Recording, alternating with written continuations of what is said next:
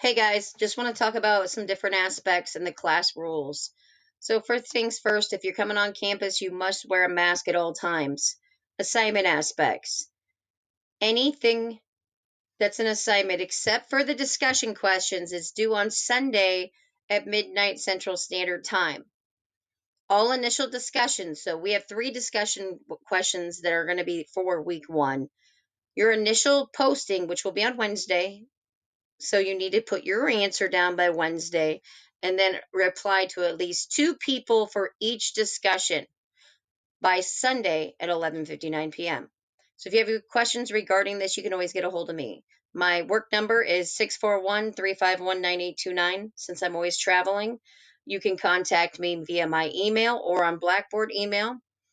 All grading for discussions or assignments will be graded within 3 days after the due date, and all speeches within 7 days. Requirements for each speech is listed in the week that speech is due. There's also a rubric and requirements posted as well. Late work aspects, they're formulated because it's not fair for other people to do their work and you not do yours. So tests not made up on time will not be made up unless you notify me with a legitimate excuse before the test. And then you have 1 week to make it up or it's a zero. Speeches not posted on the day assigned will receive a zero. Now, if you've contacted me beforehand, that just doesn't mean you need a few hours to download your speech and post it. So if you start your speech at 10 p.m., it's probably not going to be done in time. So I would suggest planning ahead to get different things done. You also have to have at least 4 audience members or more. If you cannot come up with that many people, you can set up a time to do a Zoom speech with me. Okay? And the last speech that you have this semester will be a Zoom speech with me. So, one of the first speech, the introductory speech, is no audience required.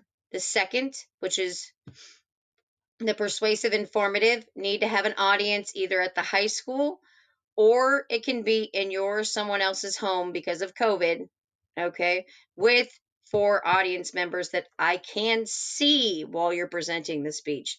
I know if you've edited different things, I have a degree in broadcasting, so which you probably have no idea why a teacher would have that, but that was what I wanted to do way back in the day. So that's a couple of changes related to that. All speeches need to be 5 to 7 minutes. Anything less than 4.5 is 25% deduction. Over 7 is a 15%. Over 8 is a 20%. Over 9 is a failing grade. Anything less than 4, if you're less than 4 minutes or 3 minutes, that's an absolutely failing grade. So please practice. Any clock with a second hand will do. Practice in front of people. That helps the most.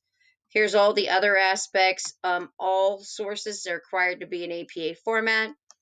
If you're going to post your speech, I cannot access your Gmail. Yeah, can't do it because I'm not the high school. So you need to post your speeches on YouTube, Vimeo, Dropbox. If you got to give me access, we transfer, you send it. These are free websites that don't cost anything to post large files. You are not going to be able to email it to me because an email only holds 5 to 10 megabytes of data, and a speech is larger than that. So here's what speaking publicly is.